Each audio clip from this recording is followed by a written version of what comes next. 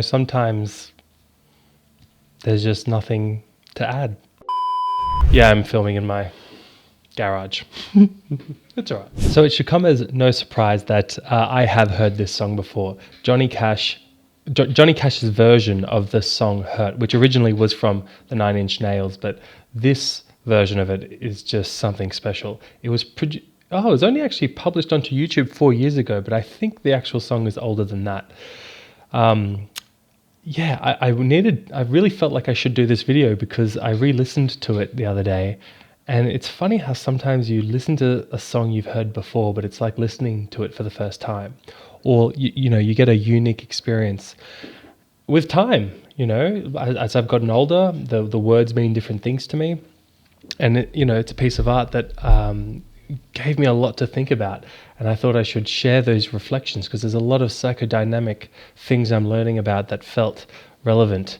And I don't think we need to talk too much further about this. Let's just get into it. But if you're new here, I should just do a quick introduction. My name's Dr. Sil. I'm a junior doctor from Australia, and I'm training to become a psychiatrist. In my free time, I enjoy making mental health education videos, and if you enjoy this kind of content, please consider subscribing or at least liking the video. That would really help me out. Let's get into it.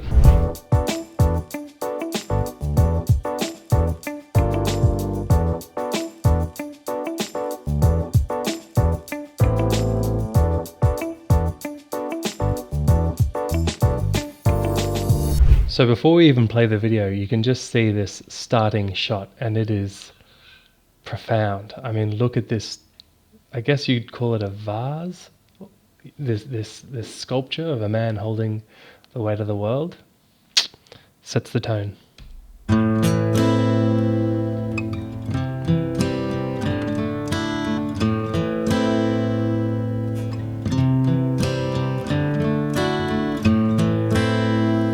I hurt myself today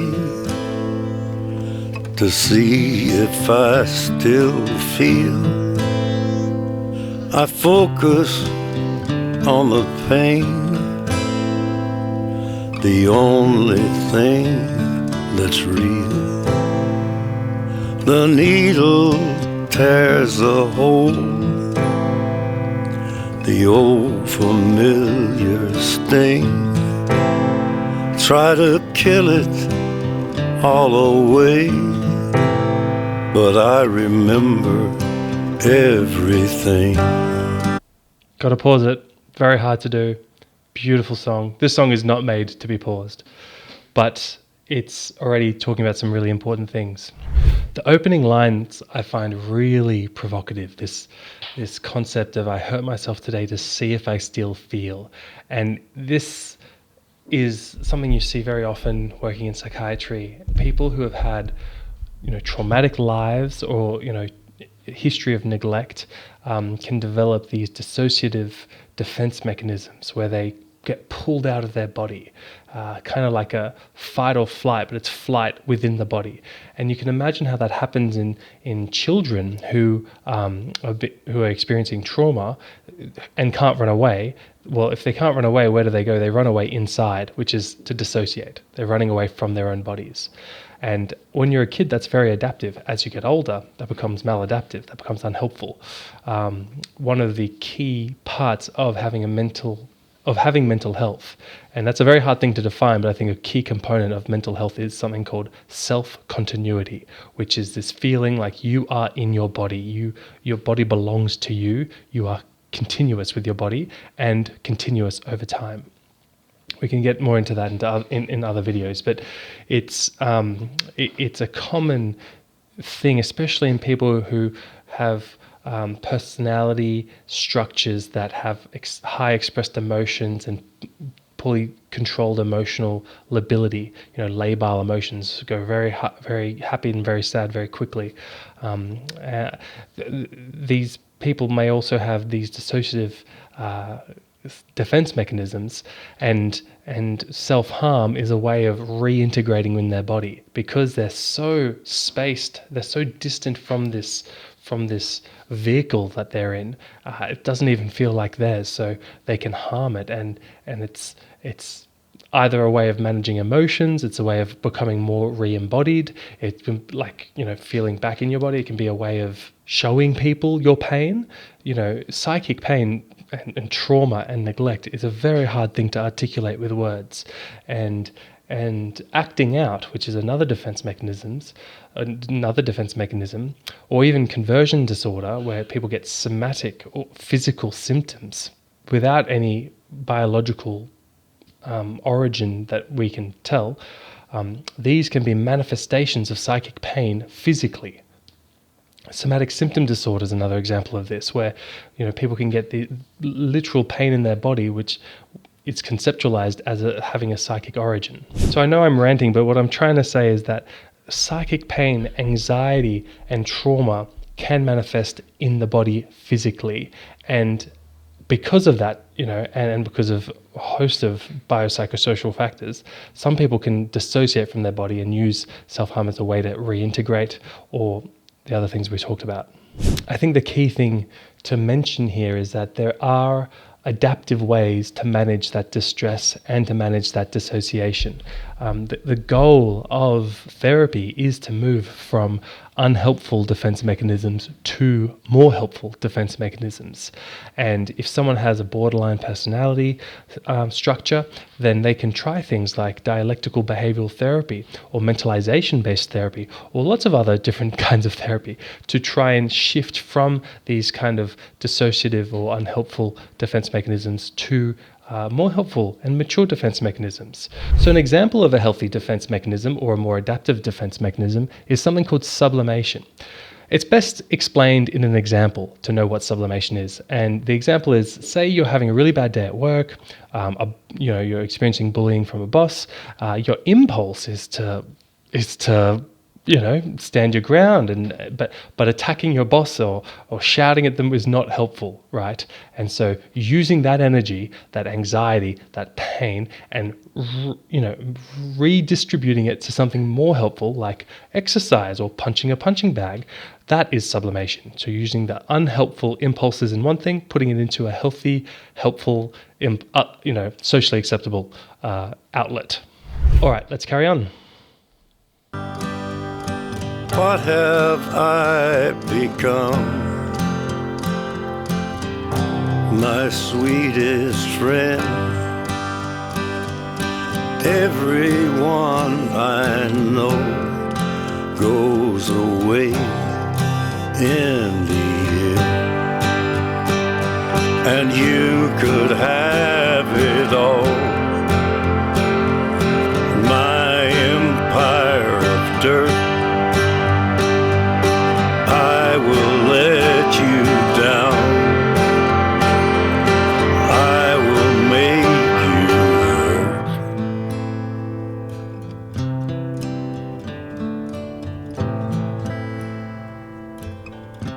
hurt. You stay the hell away from me, you hear? Wow, that chorus. Everyone I know goes away in the end. I was listening to this psychotherapist the other day who said, the secret to getting older is loss, loss, and more loss. And that hit me like a ton of bricks. I'm 29, about to turn 30. I'm definitely feeling my age. I'm starting to see life as, not as this, I feel my perspective shifting into middle age. And it's confronting. It's scary. I don't actually agree that life is loss, loss, and more loss. And I think I understand why people would say that, especially as they get older and older. And eventually it does become a bit like that. But there's always something you can gain.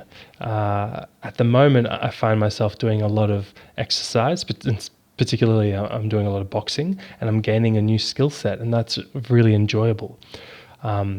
Thank goodness that no one very close to me has passed away, but I definitely recognize that, as people get older, people do pass away, and that just accumulates over your life until it's your turn, and that's a really confronting thing. And this language, these beautiful lyrics from Nine Inch Nails, the original writers of the song, around "You could have it all, my empire of dirt," is really profound. It's the idea that all this crap is worth nothing when you're dead. It's all material crap that is ephemeral when you have a transient experience, right? So what does matter? And everyone will have their own answers. I'm keen to hear yours. I would love it if you could put a comment down below. You know, what matters to you with what you have left in your life. For me, it's really around social connections and relationships. I find that, you know, I might not be the richest person financially, but I find I'm very, very wealthy in the quality of my relationships. And that includes the relationship with yourself. And I find I have a very ever-evolving but healthy relationship with myself. I'm learning about myself, my good side, my not-so-good sides, how I manipulate reality to suit my narcissism and personality traits and all sorts of things. You know, I'm not perfect at all. And doing psychiatry is awesome because you get to do a lot of introspection and you go, oh yeah, maybe that's something that I do, you know. By the way, just because I say the word narcissism, I'm not diagnosing myself with a narcissistic personality disorder. We all have narcissistic needs. Just important to recognize that. And it's important to be aware of what, you know, your narcissistic needs are and what happens when they're not met. Let's carry on. Away from me, you hear? I wear this crown of thorns upon my liar's chair, full of broken thoughts I cannot repair. Beneath the stains of time, the feelings disappear.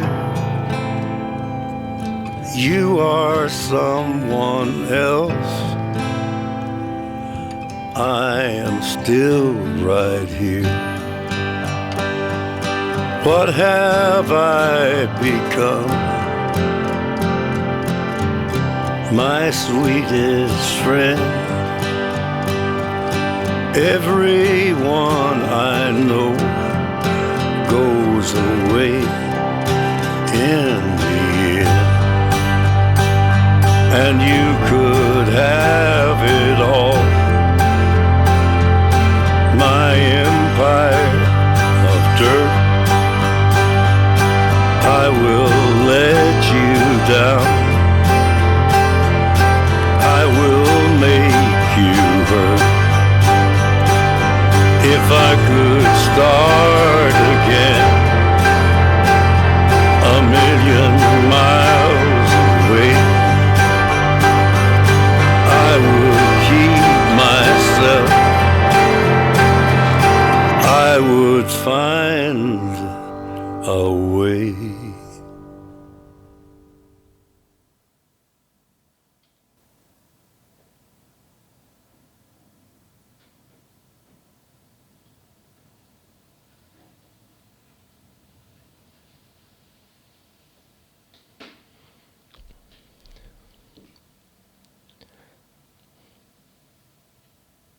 You know, sometimes there's just nothing to add. I know this is a commentary video, but I think that closing of the song does all the commentary it needs. I'm not going to make any comments. That was just beautiful. Damn it, that counts as a comment. Oh well, that's it for this video, guys. I wish you all a beautiful day. Comment down below how that song makes you feel. What does it bring up for you? You know, what memories, what values, what things does it bring up for you? Are there regrets? Are there things you're grateful for? If you are going to comment regrets, also try comment something you're grateful for as well. Yeah. All right. Bye for now.